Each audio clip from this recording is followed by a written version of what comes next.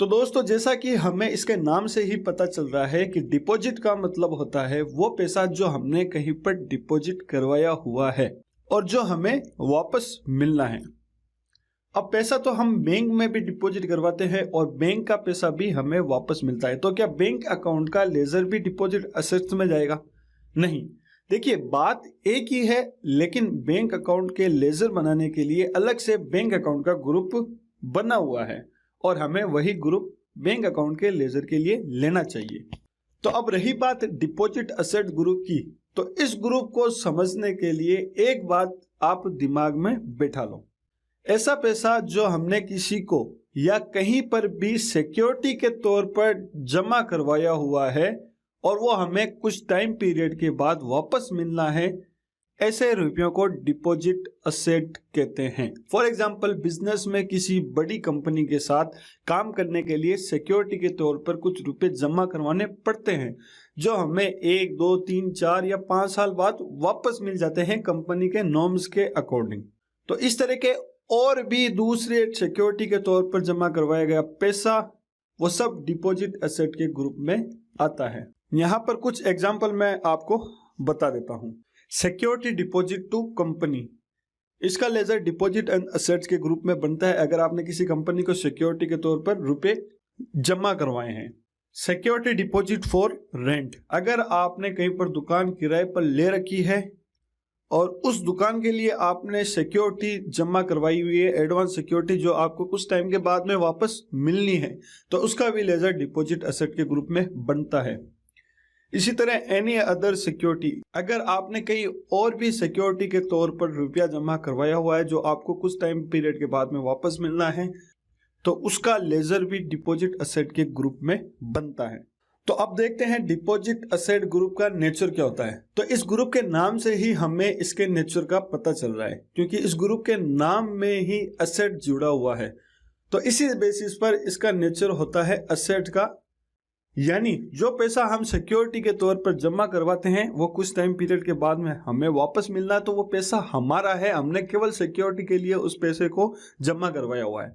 तो इसलिए इसका नेचर होता है एसेट का, यानी वो हमारी संपत्ति है। और बैलेंस शीट के एसेट की साइड में सिक्योरिटी डिपॉजिट का अमाउंट शो होता है। तो दोस्तों, बिजनेस शुरू करने के लिए जितने रुपयों की हमें जरूरत थी वो पैसे हमारे पास आ चुके हैं।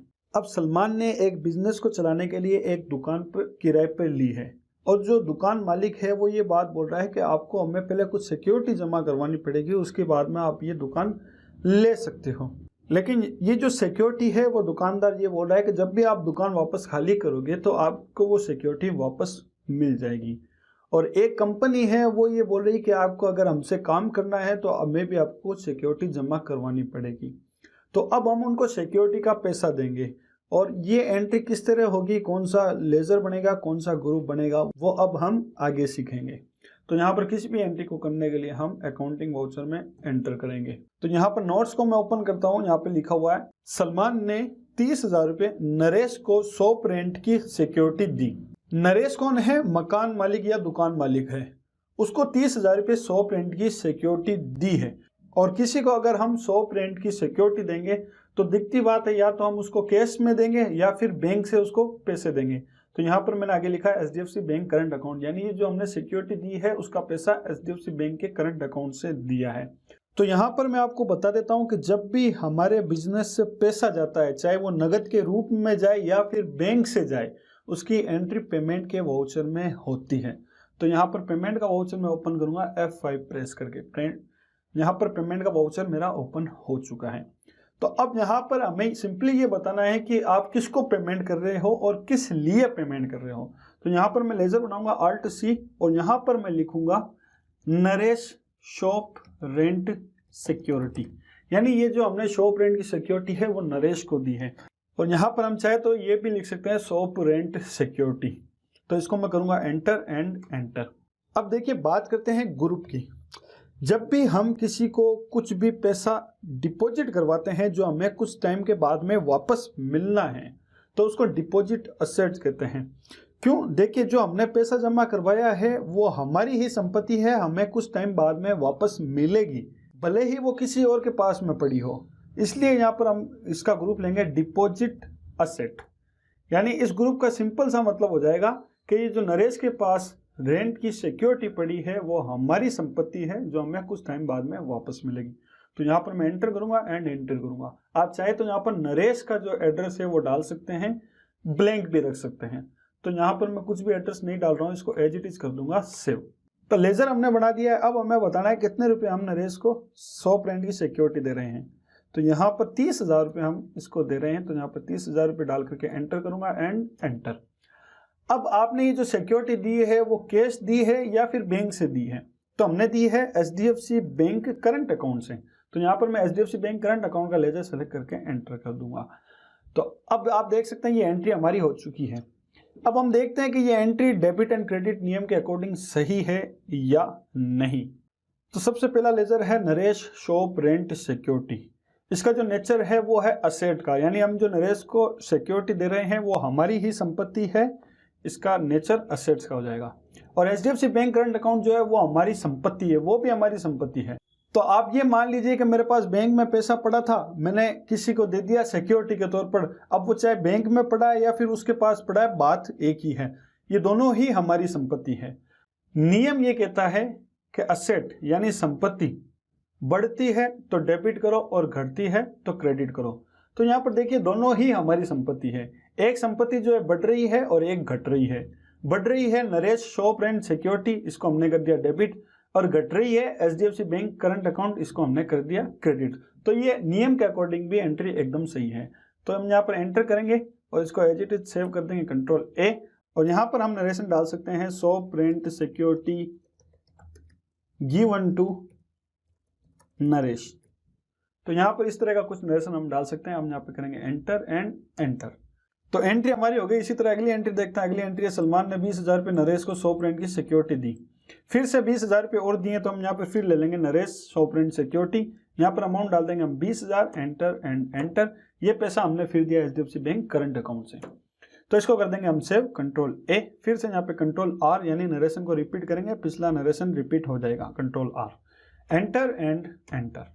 अगली एंट्री सलमान ने SG E-Mart India private limited को 50,000 रुपये सिक्योरिटी दी। सबसे पहली बात यहाँ पर SG E-Mart India private limited को सिक्योरिटी देने की क्या जरूरत पड़ी? देखिए ये एक बड़ी कंपनी है, ये इसका नियम है कि अगर आपको हमारे साथ में काम करना है तो आपको पहले 50,000 रुपये सिक्योरिटी जमा करवानी पड़ेगी। इसी तरह लार्सन एंड कंपनी को भी हमने 50,000 रुपये की सिक्योरिटी दी है। तो इसकी भी हम एंट्री करते हैं, यहाँ पर Alt+C करेंगे। अब की बार हम दे रहे हैं SG E-Mart India private limited. तो ये तो उसका नाम हो गया। अब हमें आगे बताना है कि इसके लेजर बनाने की क्या जरूरत पड़ी। तो हमने इसको सिक्योरिटी डिपॉजिट की है, यानी ये पूरा लेजर हो गया SG E-Mart India private limited security deposit, यानी इसको हमने सिक्योरिटी दी है। एंटर करेंगे एंड एंटर करेंगे, इसका ग्रुप आएगा डिपॉजिट असेट। एंटर करेंगे एंटर एंड एंटर। यहाँ पर आप चाहे तो SG E-Mart India private limited का एड्रेस डाल सकते हैं, मैं ब्लैंक रख रहा हूँ, कुछ भी नहीं डाल रहा हूँ। तो यहाँ पर मैं कंट्रोल A करके इसको एज इट इज सेव कर दूंगा, कंट्रोल A। अब इसको कितने रुपए सिक्योरिटी दी हमने? इसको दी है 50,000 रुपये। तो यहाँ पर मैं लूंगा 50,000, एंटर एंड एंटर। और इसको जो सिक्योरिटी दी है वो आपने कैश दी है या फिर बैंक से दी है? तो हमने इसको भी HDFC बैंक करंट अकाउंट से इसको 50,000 रुपये सिक्योरिटी दी है। तो एंटर करूंगा कंट्रोल A, और यहाँ पर नरेशन आप चाहे तो डाल सकते हैं security deposit to SG E-Mart India private limited. तो मैं यहाँ पर सेव कर दूंगा इसको, एंटर। अगली एंट्री है लार्सन एंड कंपनी को 50,000 रुपये सिक्योरिटी दी। तो यहाँ पे फिर लेजर बनूंगा Alt+C Larsen and company security deposit, ठीक है, और एंटर करूंगा, एंटर। इसका ग्रुप आ जाएगा डिपॉजिट असेट, और यहाँ पर इसका एड्रेस हम चाहें तो डाल सकते हैं। बाकी मैं कोई भी डिटेल नहीं डाल रहा हूँ, इसलिए मैं कर दूंगा कंट्रोल A। इसको भी हमने दिए 50,000 रुपये, और इसको भी हमने दिए हैं HDFC बैंक के करंट अकाउंट से। तो इसको मैं कर दूंगा as it is save control A। तो देखिए यहाँ पर चारों एंट्री मैंने कर दी है सिक्योरिटी डिपॉजिट की।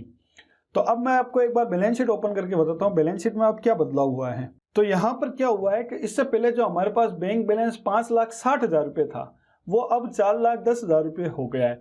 तो अब सवाल ये है कि 5,60,000 रुपये जो था 4,10,000 हो गया, तो 1,50,000 रुपये कहाँ गए? तो 1,50,000 रुपये हमने सिक्योरिटी के तौर पर डिपॉजिट करवा दिए। अब देखिए ये संपत्ति हमारी ही है, वो बात अलग है कि किसी और के पास पड़ी है, लेकिन कभी ना कभी तो हमें वापस मिलनी है। तो इसलिए 1.5 लाख रुपये चले गए डिपॉजिट एंड असेट में। तो इसमें अगर मैं एंटर करूंगा तो आपको पता चल जाएगा कि आपने किस किस को सिक्योरिटी दी है। तो लार्सन एंड कंपनी को, नरेश को दी है 100% की सिक्योरिटी और SG mart India private limited को दी है आपने सिक्योरिटी। तो ये एंट्री कुछ इस तरह से हो जाएगी। आई होप कि आप सभी को समझ में आ गई हो।